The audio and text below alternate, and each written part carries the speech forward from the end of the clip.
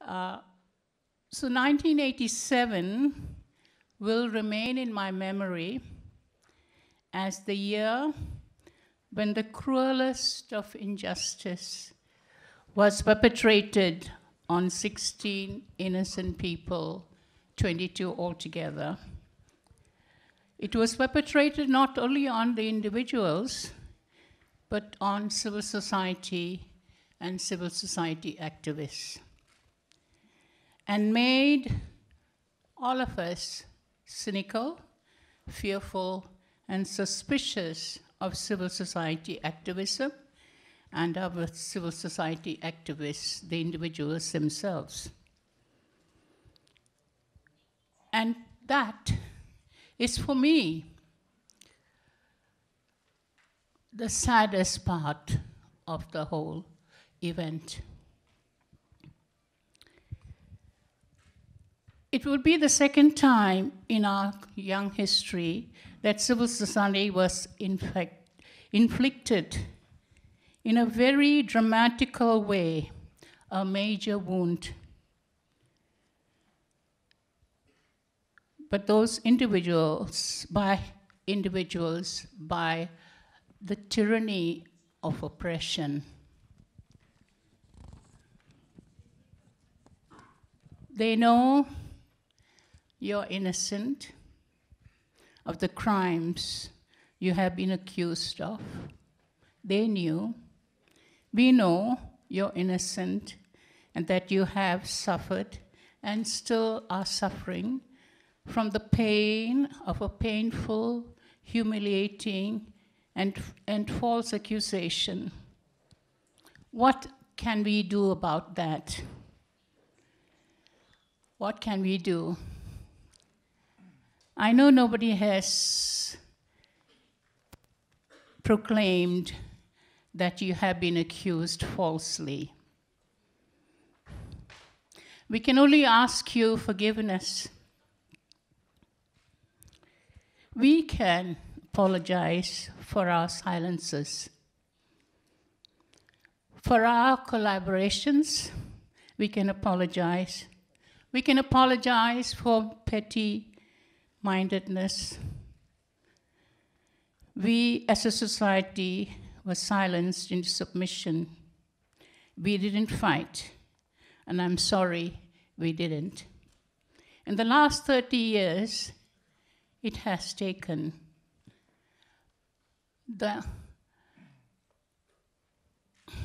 I was going to say Marxist conspirators, the individuals involved in that. It had required you to work at it. We didn't do anything. We didn't stand up for you. We didn't speak up for you. Even 20 years, 30 years later, you had to do the fight yourself. And I am sorry for that. I was reading the book yesterday. I've been reading the book since Ho Fang invited me to chair the session. And it's a remarkable book and reminds you of the pain and the anguish, not only of the individuals, but the families and the friends, the core group of people who were their supporters.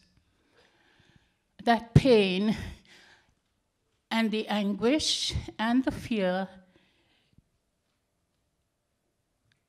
lives with us. And when I read that book and the amazing narratives of individuals and their family members, it brought back those 30 years, brought back the fear and the anxiety for those of us who were in civil society then.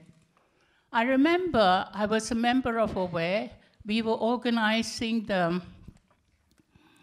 campaign against domestic violence, and I was in charge of the program. And I remember Swan and quite a number of Shirley, Christine Sargent, quite a number of other people who were with me, helping me to organize the program.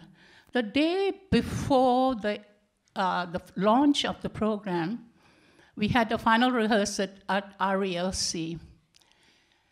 And there were whispers. people have already been taken. There were whispers, there was fear, and I knew something was wrong, but I didn't know what it was.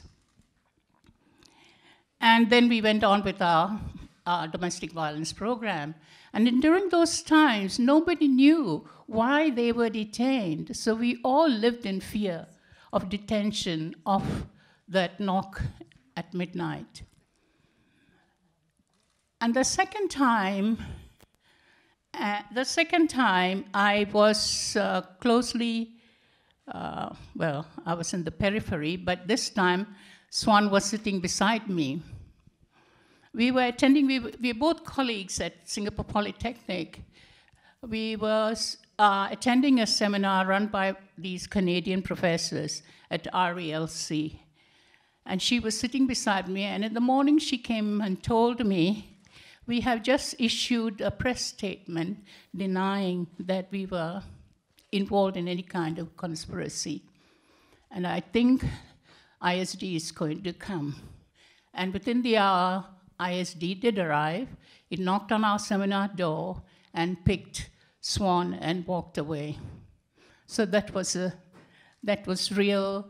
And I remember my colleagues collapsing in tears. And when Swan was released, she came back to Polytechnic. And we decided that she has to make a courtesy call on the principal and the vice principal. And so I was asked to accompany Swan. And we went to the principal's office, who greeted us very pleasantly, and he was very friendly with us. And I was thinking, what is happening, you know? They're all so nice. And the vice principal, too, was very nice. It raised some questions, which means lots of people didn't believe the story either, you know? And of course, she came back to work. But the fear was pervasive. I became president in 1987.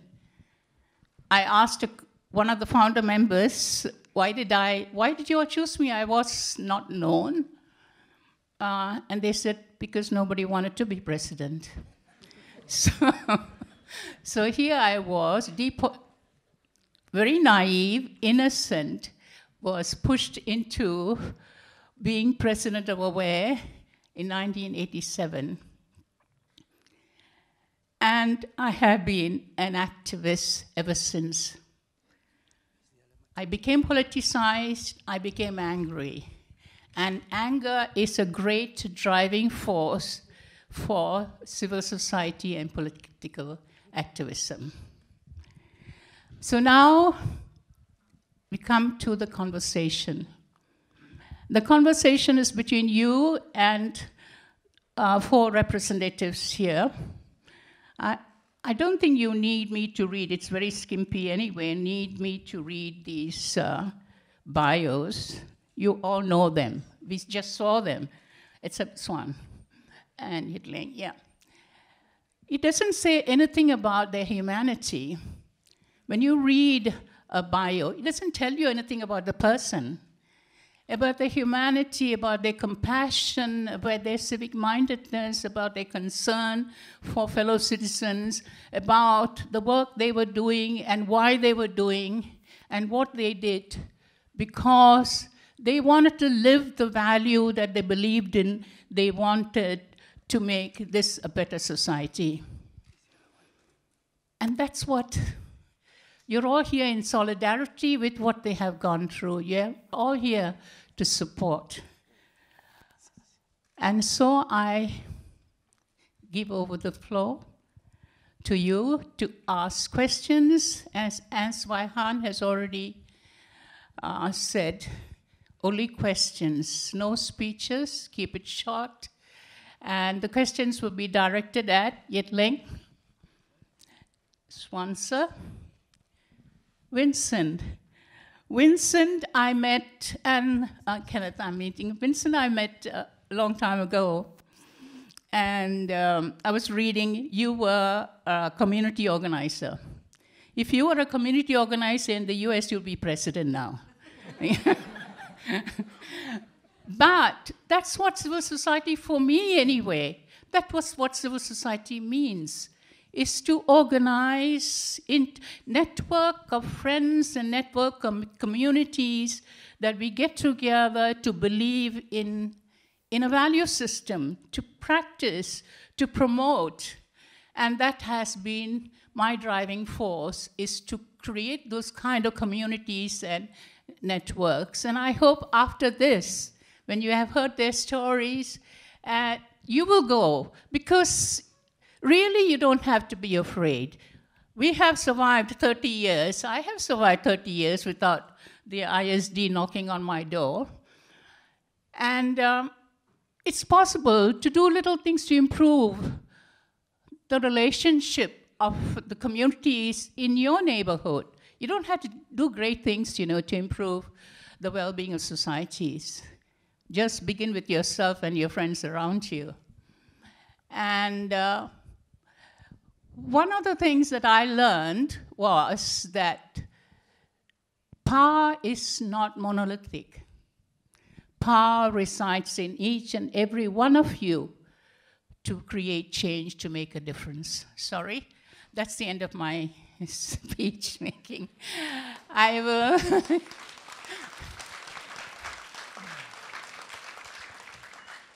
Thank you very much. We are open now for questions. I mean, is there any thought of like someone, one of the detainees suing the government, even though we may know that it may not get through, but at least it is a statement to be made? Can you please introduce yourself?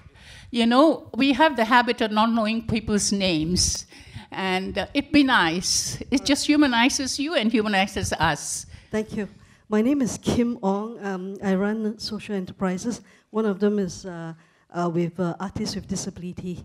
Thank you. Thank you. Who wants to answer that? Kenneth?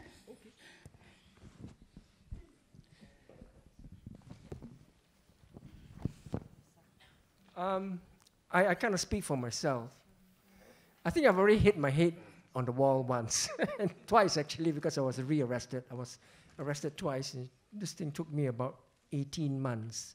The first time, they arrested me, and the second time, because I contributed to a statement upon my release that I'm not a Marxist, I'm not a communist, and that I was certainly not a conspirator who was out to topple the government, and that this whole story was fabricated by them. So I went back in again, and I served another 11 months for that. So if you ask me, do I want to challenge them again and sue them on this? The answer is no. Vincent, would you like to respond?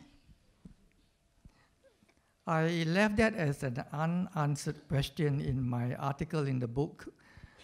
I think we will have to ask for legal advice. And I think also the timing is important. I don't think so we can just sue like that. We have to look also at the whole political climate in Singapore today. Thank you, Vincent. No. Swan? I certainly would not want to sue anybody.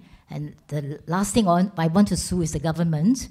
It's like, you are a little tiny ant and you are going to fight against a big stone wall that can come crashing down on you. My purpose is that I want to tell my story. And if you want to believe it, you believe it. If you do not want to believe it, it does not matter to me. Yeah, it doesn't matter to me anymore. Yeah, so certainly I do not want to get myself into this headlong collision with the government again. Thank you. Next question. Yes, my name is M. Ravi. Yes, Ravi. I'm a human rights activist. Now, my basically question, and in fact is in response to the previous question that was asked to the panel of speakers, is about the legal suit itself. Now, actually, in 2012, I acted for Mr. Michael Fernandez, and I sued the state on behalf of him for atrocities done to him in 1960s and 70s. And the answer by the state was that, oh, this is like too long already, and you know, the Limitation Act after 3 years, tort of negligence, blah, blah, blah, on technical grounds they threw out. Of course, I brought another action in Malaysia as well. Now, you know what? I'm not giving you legal advice, but I can give you my take on this. You can sue, not in Singapore. And it is not a joke. It is not a joke, because if you seriously, this audience, as well as you guys, just like in as much as I'm passionate about the death penalty, feel that they have gone through a lot. I used to represent Falun Gong several years ago, or 10 years ago. And I learned a great deal from these Falun Gong people who have, you know, their organs, when they are anesthetized, and whilst they're sleeping in prison, their organs are just removed. It's that cruel. And if the government were to commit such atrocities, and if the world were to just keep quiet, can a particular government, just because of its national sovereignty, can do anything? So therefore, what you have suffered is called crime against humanity. The one I was referring to in my death penalty campaign and so on outside Changi prison, it's actually a different one altogether. Ravi, your question, please. My question, why are you not suing? I'm Ko Tong Wei, I'm a biologist. I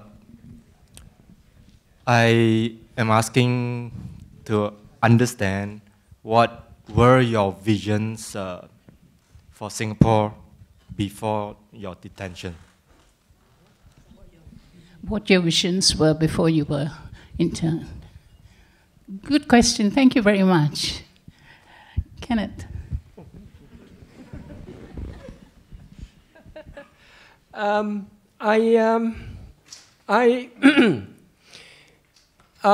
most Singaporeans going through school, I was not very politicized at all. I just stuck to my books, like how a lot of people did. But I went over to the UK for my education, for my university education. And it was there that I became more exposed to the fact that there were people in Singapore who were in prison for their political ideals for decades. And here I'm talking about the 1970s as a young student in London. And I became more politicized, and I joined the student union, the student movement. I came back in the early 1980s, and I began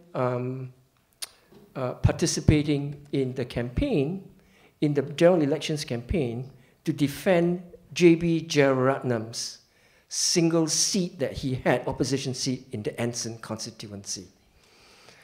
And I enjoyed that. This is a fabulous man, and I'm so pleased that I was able to get to know him and to partake of that historic time.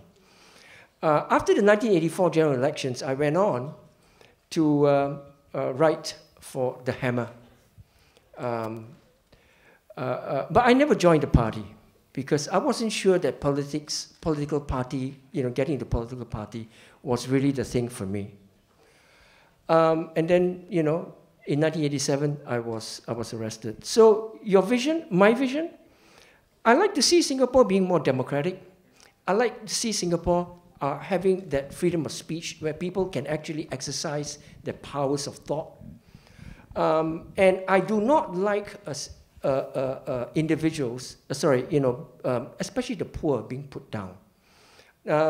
I declare that I am left of center. I'm left leaning, in the sense that I am, I do have compassion for the poor, and certainly the thing is that one of the political actions that really incensed me was this thing over the graduate mother scheme. I don't know how many of you have heard of the graduate mother scheme in this audience. It was long ago when Lee Kuan Yew decided that basically those mothers who have university education are likely to procreate children who will also succeed better in this competitive world. And that, to me, is just a sham. All right, it's just a sham, and infuriated me. And it was one of the agendas that actually, incensed me to the point of action. So when the arrest came in 1987, frankly, I was no conspirator. I didn't really have a big political vision to go into any political party either, because if I had, I would have joined the Workers' Party. Of course, I think the things that they were said against me was that, this guy didn't want to, he was infiltrating the Workers' Party, but they will say what they want to say in order to justify their actions. But, that was where things came from. So I never really have a big vision, all right? But just like many people who are incensed by a lot of actions around them, I like to be involved in civil society. I like to be involved in even political parties, to write for the Hammer, of course, no longer. But yeah, so that was me. Vincent, would you like to respond?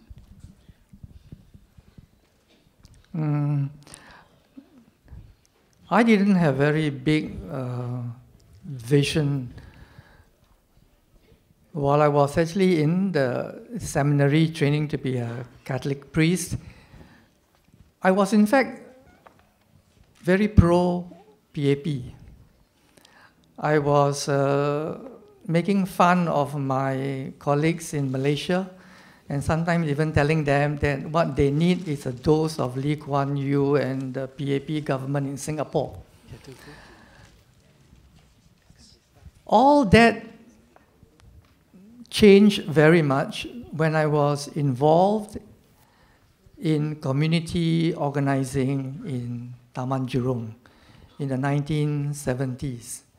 For once in my life, I never realized that such things were happening to the poor people in Singapore.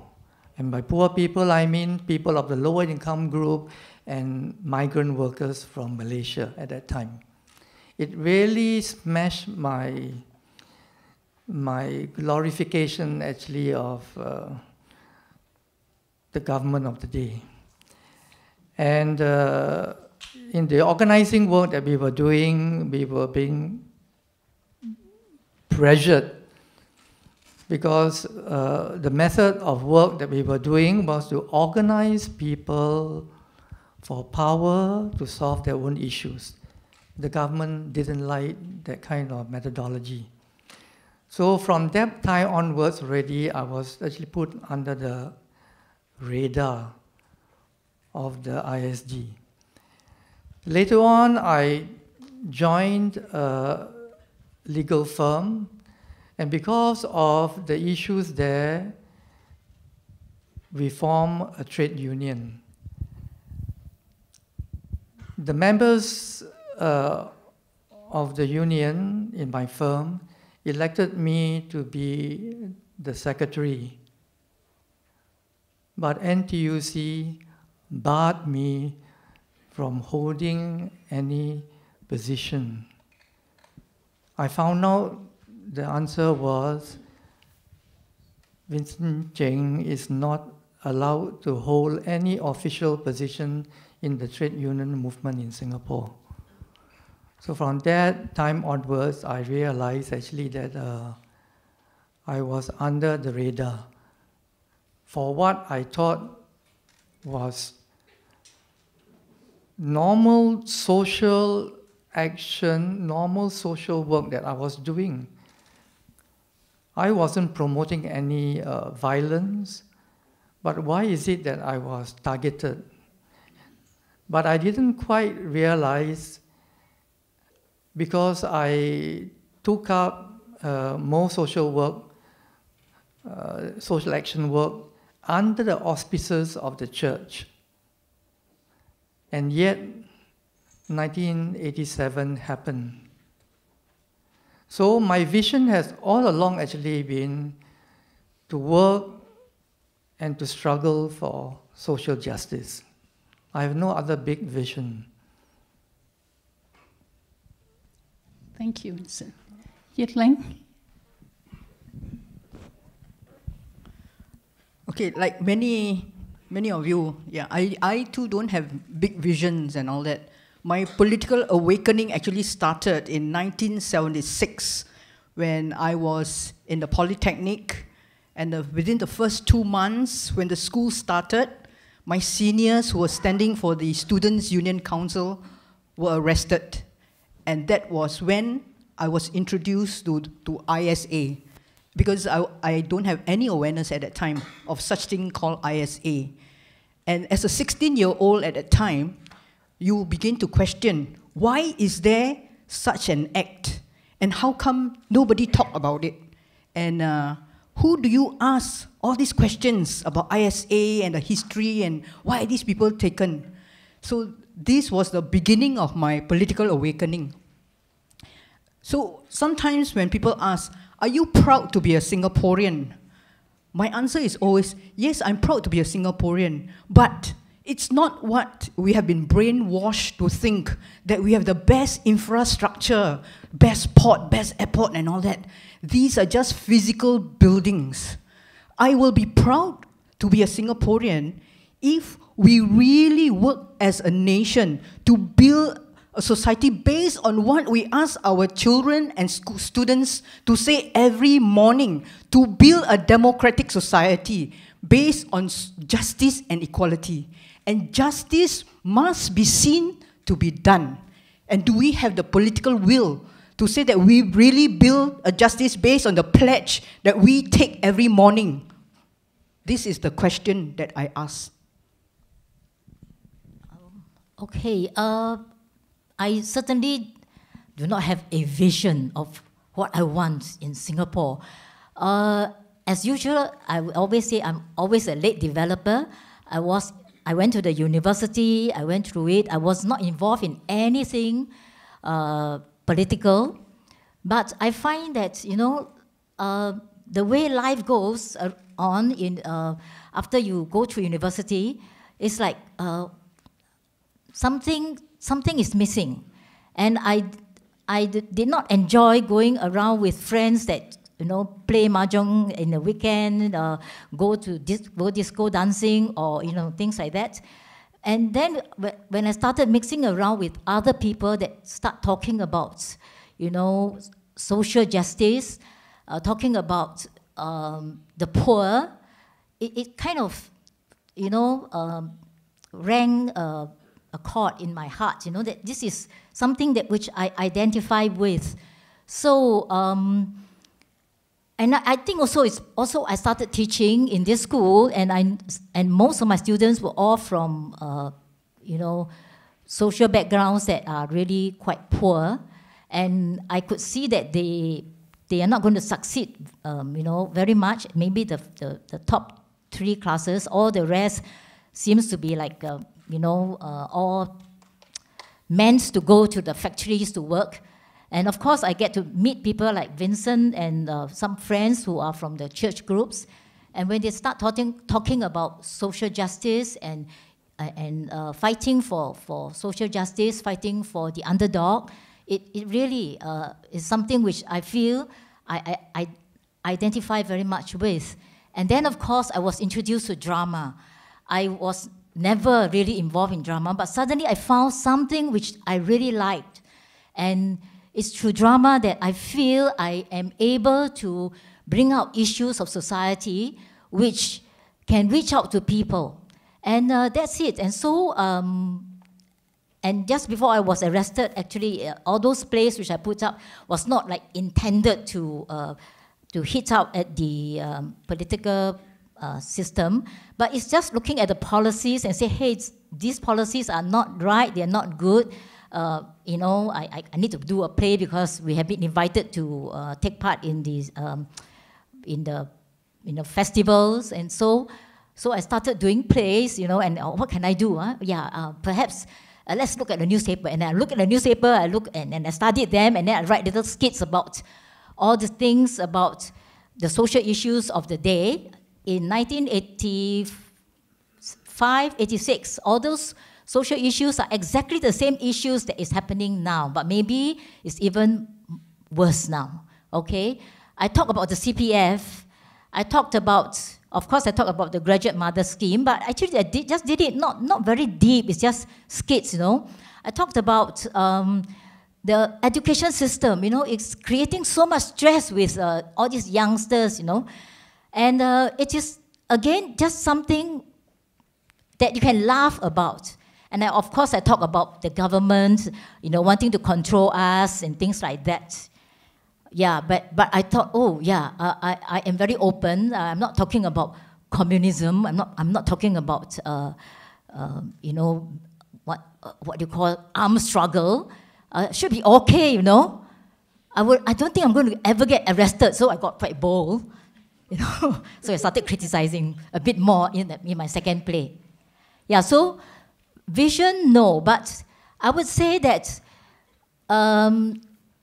I still believe that, and I salute to all the theatre people who continue to use theatre to bring forth issues of injustice, of the plight of the underdog, to let the audience, to let the ordinary people know and be more aware about, you know.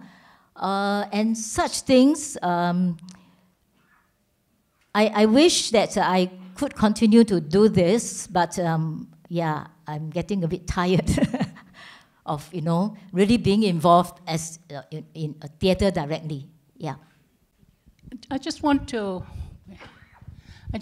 carry on with what Swan was saying, that the work of the theatre people, and applaud the work of the theatre people and filmmakers who have contributed to raising awareness about issues and who have been brave in their approaches. There are also organizations in Singapore, and you might want to consider joining them. In spite of the fear, in spite of restrictions, there are some very brave people. People like Kirsten, for instance, who is involved in death penalty issues. And it has been on discussion for 30, 40 years. People have been advocating against the death penalty.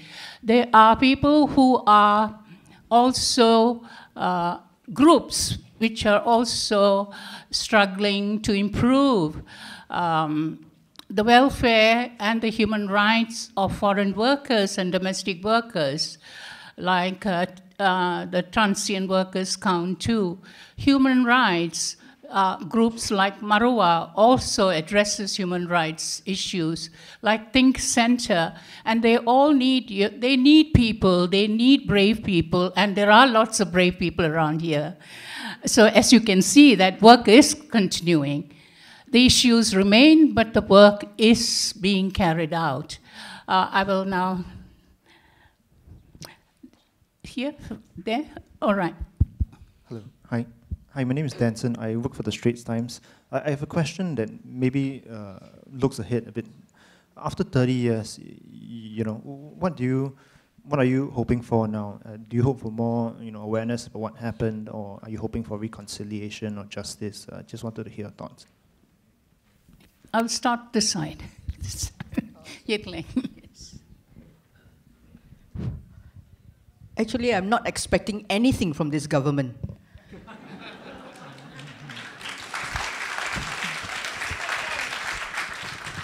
This government has never shown any compassion at all to anybody, to any issue, because we come from a mentality of a small city.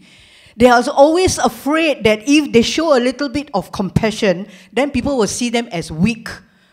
And this is a big problem in our government. Why can't they show a little bit of compassion and say that we made a mistake, sorry, you know, what can we do? Can we have a discussion? Zip, it's zero. You tell them anything, it's zero. And our dear friend N. Ravi just went to appeal to the president on the death penalty, and what happened? You can see they never budge a centimeter. So I don't expect anything from them. But I just want to hope that it is the young people who really have to think, what kind of Singapore do you really want? Are we sending all our young people to the university to be yes men and women just because They control everything in your life.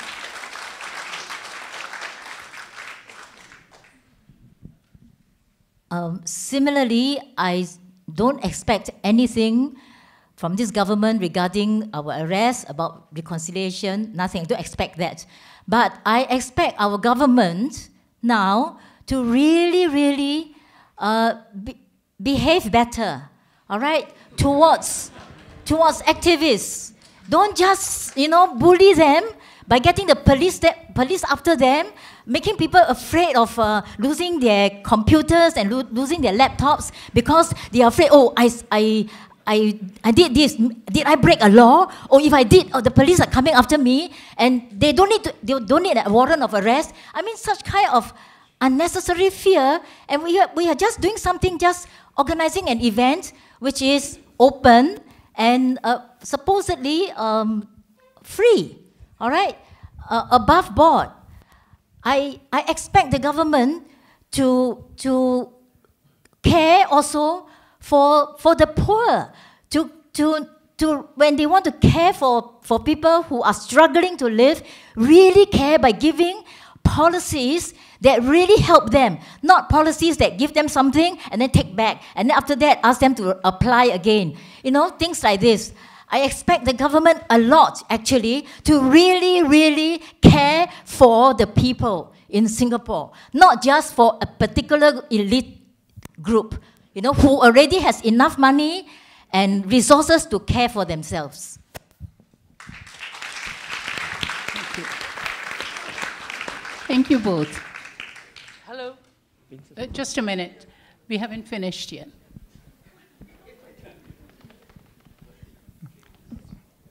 I too don't expect much actually from this government. After all the experiences that we have, even 30 years after the episode, we still are not in any way attempting to abolish the ISA. So in this light, I don't have high hopes that anything will change very much. I think Singapore has to experience a deep crisis. Then I think things will change. I think the very fact, actually, that mass media is controlled, controlled totally by the state, this situation will not actually be very helpful in bringing about change.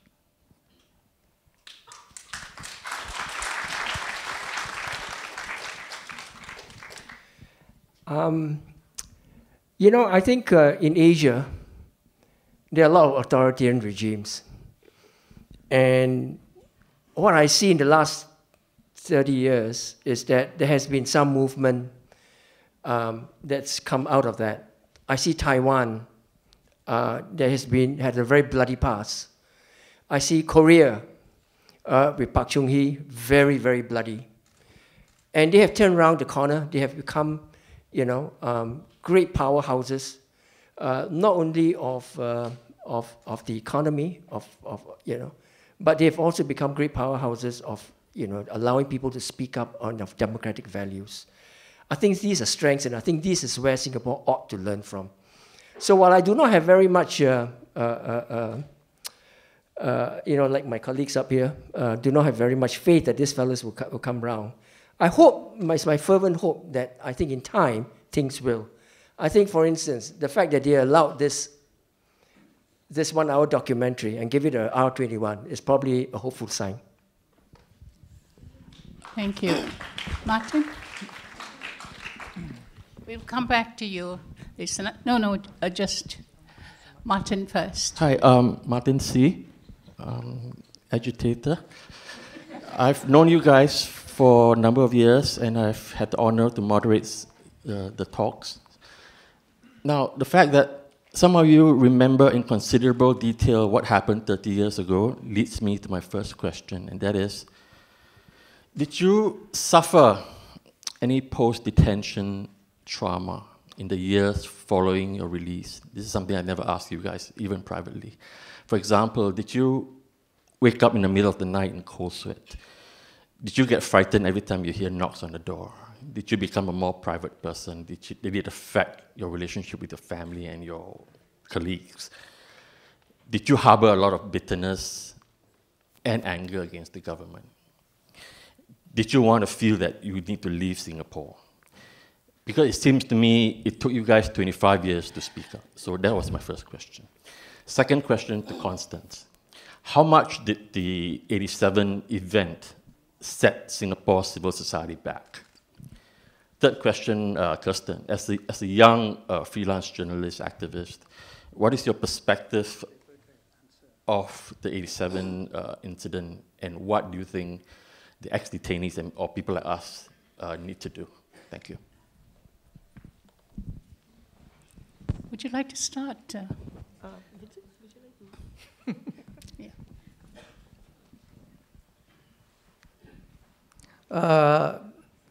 Well, to your first question, yes.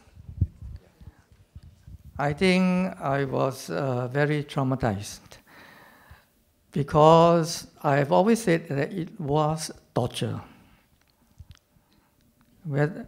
And I think it was more psychological torture than physical torture, although I suffered both.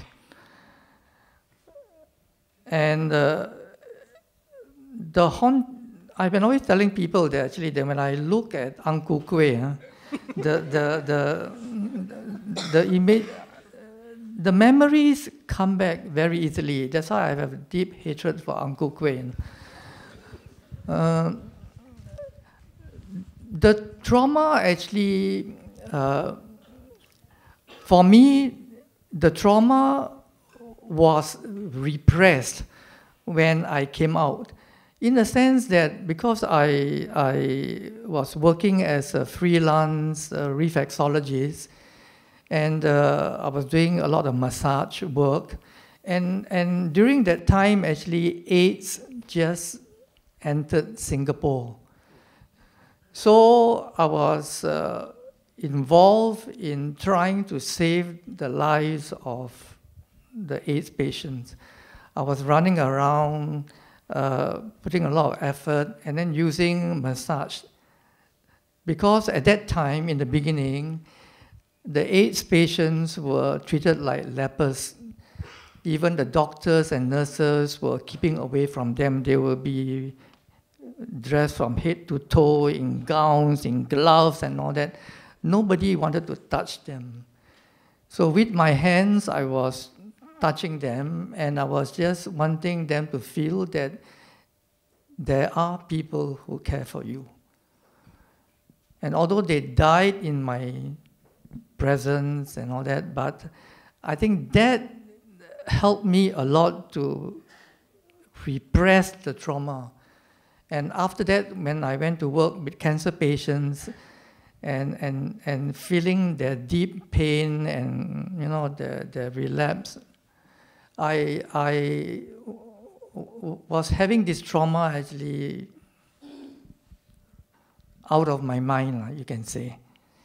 But I will have to admit that it still features back now and then in my dreams. Yes, I would sometimes dream that I could fly.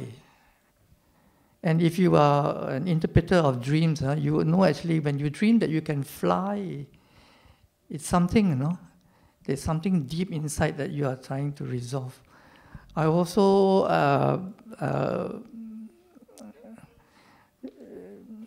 I have some deep what I call way of doing things in the sense that every night I must make sure that my main door of my flat is totally locked. And if my godson who stays with me does not do that, I erupt into an anger.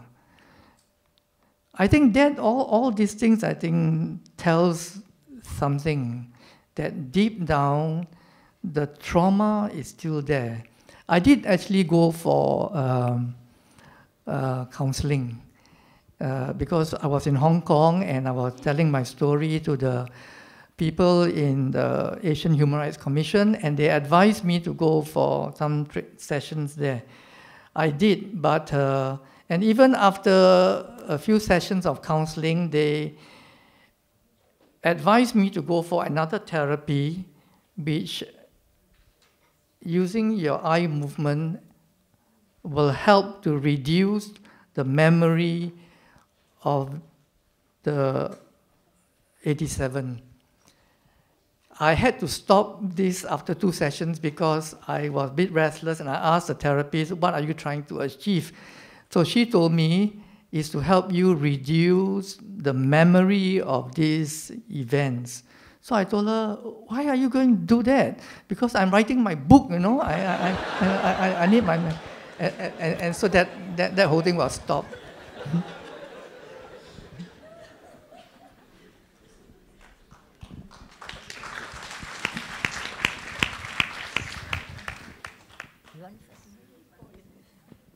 Okay, I feel that I don't have any such kind of trauma. I'm very happy, I sing and I can laugh and I don't feel anger towards the government. I don't feel that I want to get back at them and make them apologize. I never have such feelings. But when I think back, is it really true that I do not have such feelings after effects of detention? I think maybe not. You know why? Because there were so many times when I thought that, hey, I got so many stories to tell from my detention. I should write the book.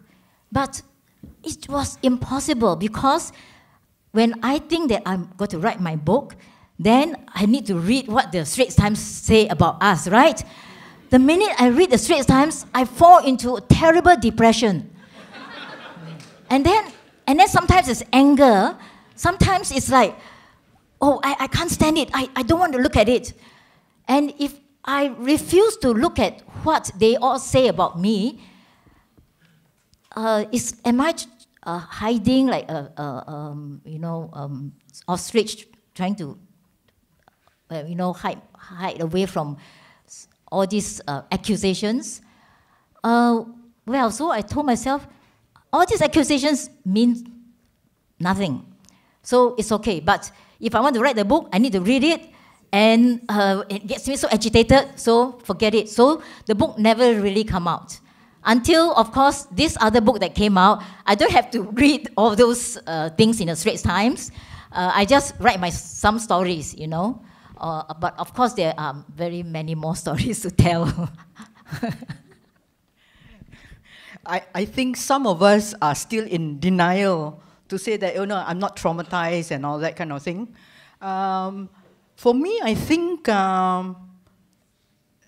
because after I was released, I actually became a journalist for a social magazine. And the interesting thing is, because you meet a lot of people from the advertising agencies, and of course, because Kenneth was so famous in the advertising agency, they recognized me. And the interesting thing was, one of the heads of the advertising agencies actually told my boss that, do you know that you have employed a journalist who was arrested under this? And he panicked. And he had to call my bigger boss based in Hong Kong.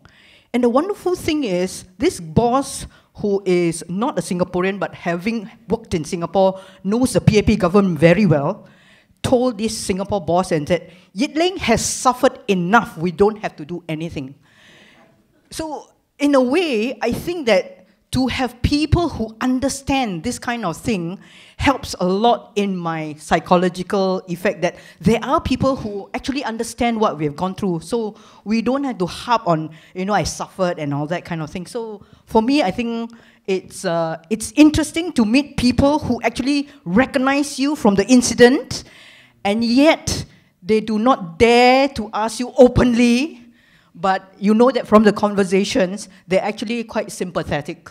So I think that helped a lot, you know, going through life like that. Yeah.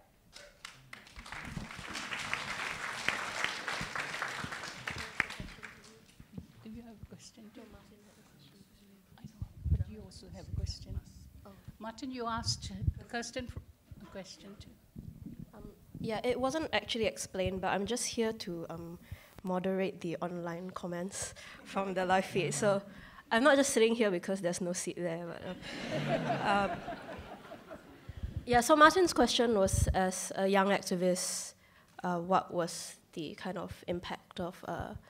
so Operation Spectrum happened like before I was born, and when I went through school and stuff, you never hear of it. You just don't hear of it. You don't hear about Operation Coastal, you don't hear about Operation Spectrum, you don't hear about detentions, except maybe like one line in a history textbook that said, Lee Kuan Yew worked with the communists, then he didn't work with the communists, then that was done. So I only found out about Operation Spectrum when I was studying overseas, and I was just like surfing sites. And I think actually it might have been Martin's blog that I read, and that was the very first time I heard about Operation Spectrum. And so in the past few years, I've been trying to find out more about Coastal, about Spectrum, about all these detentions, about the old left movements in the 50s and 60s. I think for me as a young Singaporean, what was really impactful was the realization that the Singaporeans that we are today, you know, when they say we are very law-abiding, we are very taken out of rules and regulations, we are not political, we don't like protests, activism is a dirty word, politics is dangerous, and we are told that this is Singaporean values, or these are what Singaporeans are. And I think what was really impactful for me learning about these periods of history is to realize that this is not how we are, this is not like a Singaporean DNA, this is how we were made. And realizing that if this is how we were made, then this is something that has been done to us and can be undone, which I think for me was important, because once I recognized that I'm not naturally anti-protest, I'm not naturally anti-politics as a Singaporean, then, you know, it's, if all these things that I'm told that I'm supposed to be are actually rules imposed upon me, then I don't have to play this game. Why do I want to play this game? It's a stupid game, you know. So I feel like as a young Singaporean, I think it's very tiring for like former detainees like Vincent and so on to constantly keep coming back and like talking about it, and then like the more they talk about it, the more people say, oh, you talk about it because it happened to you, and it's just because you like to harp on your own suffering. I think it's important that young Singaporeans support them, and when they are tired of talking about it, we take up the mantle and we talk about it, because I think like those who are in power would like nothing more than for everybody to stop talking about it and nobody will ask questions anymore, and Operation Spectrum can just disappear and it will never come up in the history books anymore. And I don't see why we as young Singaporeans should be playing this game.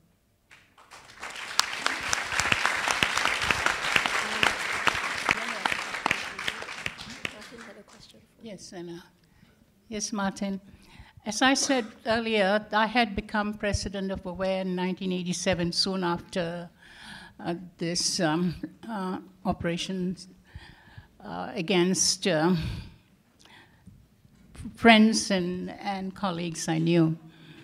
One of the things was, of course, nobody wanted to be president out of fear, and also those first 2 years for the founding members was very stressful, and they went through what happened in 1987, the Singapore's Marxist conspiracy, and a number of members of AWARE were also detained, so of course nobody wanted to be president, nobody wanted to join the committee, nobody wanted to join the organization. In the first few years, we had a membership of 70, and none of whom wanted to reveal their names. So it was secret data. And In 1987 to 88, I was president. We only served one term. And then I was president again in 90. And when I became president in 1990, the ONSEC was working in one of the government companies. And when our names appeared in the papers, her boss asked her, didn't ask her specifically to step down. He just said, looks like you have a lot of free time, I will give you more work. And so she came and said to me, I have to resign. And so she did resign. So lots of people, especially in government-involved companies, don't want to reveal their activism in a way, or in any civil society activists. You know, you have to consider, and I think that if you read the book, and especially the chapter by your brother is an excellent commentary on the politics of Singapore, is that 85% of Singaporeans, or more than that, depend on the government, their jobs, their housing, and that fear is still there, that it will affect their families, it will affect. So how do we then overcome that, you know? How do we do that? So it took many years before it's time. 2 minutes left, sorry. There are questions coming up, Waihan. I have to answer my question. Can I? Yes. Can I finish my answer? I have a question. So it took many years for slowly, we organized, like Alvin here, and I, and Leon Pereira, and Chonky, we organized the first bringing together civil society organizations in 1995, I think, after the first conference by IPS, because people lived in fear, people lived in suspicion. Everybody, civil society activists were suspicious of each other. What is your agenda? You know, I don't trust you, you don't trust me. We then moved together because of that fear, because we don't know who you are working for. So that kind of fear went on, and I don't think that kind of fear, although we are still not very friendly with each other, and are, to a degree, suspicious of each other, it is much better now. It is better, but maybe ISA will not be used against civil society activists, but police harassment continues, and because of silence from the media, we don't know that. So I don't think the ground has changed very much. Since there are questions waiting, Ivy, yes, yours. My name is Ivy Singh. I'm a fortunate 68-year-old Singaporean. I must tell you why I'm involved in this. I'm not here to ask a question. I have an answer to the Straits Times. Teo So Lang was my classmate since we were 5 years old.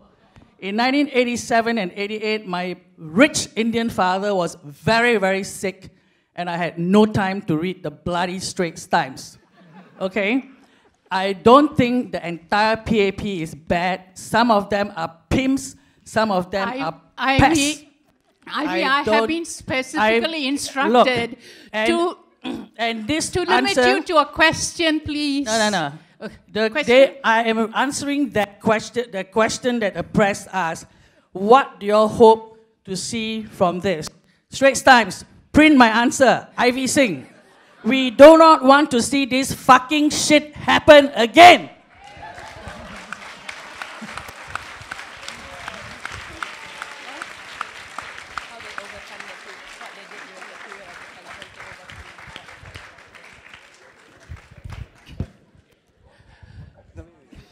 Which one, that one?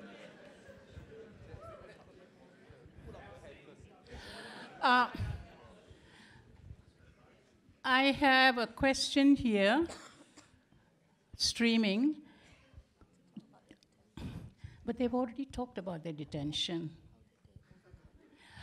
Somebody wanted to know how you overcame your experiences in detention.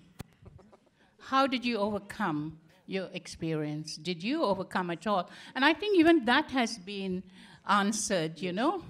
And that has been answered. So since there are only two questions... We got one question here. to your right. All right. Hi. Okay. Hey, Connie. I'm Tatsi. I volunteer at I volunteer at the Humanist Society, Singapore. I speak for myself, Straits Times. Yeah. So this seems like a generational thing. We have 63 co-store. We have 87 Spectrum. And it seems like there is no way of using Leninism, because we use communism, we use Marxism. So it's very difficult to use Leninism, perhaps in the recent elections. But it seems like the whole thing has moved on to perhaps, oh, they can't run the town council properly, and it's not the ISD anymore. It is the NMDs and so on. So what are your views over here? Can it happen again in a different form? I think we are stepping outside of our instructions. Tatsi. Are we allowed more time? No, we are not allowed more time. Sorry, that's a question, and something to think about for the rest of us here. I just want to end by talking about one of the things I think we forget is how hardwired in our brain is the sense of fear, that it can haunt us after many, many years. I'll tell you an anecdote. It's a personal anecdote, and we will end in a happy note. In October, I was holding a meeting in my house, and meetings, like civil society meetings, take a long time. And about 11 o'clock, there was this very hard knock on my door.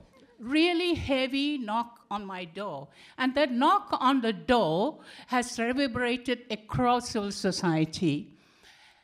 And everybody else knew. And they looked at me and said, Constance, go and open the door, go and open the door. And I was petrified. I sat frozen, I couldn't get up. So somebody from the group got up and opened the door. It was Ho Fang, imitating a police knock on the door, and they had come to give me a surprise birthday party. But we all laughed at it. But much later, and especially reading this book, I started to analyze why was I frozen with fear? Why was that knock after 30 years? Why did it frighten me so? And if I, who was not involved directly, what about people who were involved directly? You know, and we can't, I know the movie has been, there have been Casey's jokes and we laughed at it, but really, we have to think about this, you know? And it is so on everybody's mind. That fear is hardwired. How do we get over that? Thank you all for being here. And thank you, Kenneth, Vincent, Swan, Yitlang, for putting yourself through this again and again. Thank you so much.